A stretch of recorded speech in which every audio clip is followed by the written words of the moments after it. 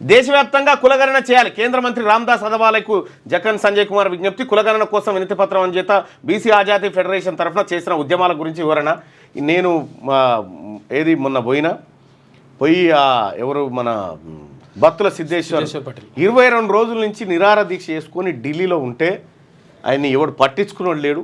పోయి నేను, ఆ తర్వాత ఆమ్ ఆద్మీ పార్టీ ఎంపీ సంజయ్ సింగ్ గారు, ఆ తర్వాత ఏఐసిసి ఓబీసీ చైర్మన్గా ఉన్నటువంటి అనిల్ జైన్ గారు, ఆ తర్వాత చౌహాన్ గారు, ఆ తర్వాత బీపీ మండల్ మనోడు బీహార్ మాజీ ముఖ్యమంత్రి అందరం పోయి ఆ దీక్ష విరమింపజేసి ఆయనను పట్టుకొచ్చినాం.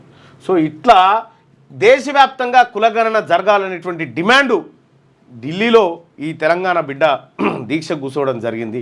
దాన్ని అనవసరంగా ఆయన మూత్రం పోస్తే బ్లడ్ వస్తుంది అనేటువంటి వార్త నాకు తెలిసిన వెంటనే నేను హుటాహుటిన పోయి చేయడం జరిగింది.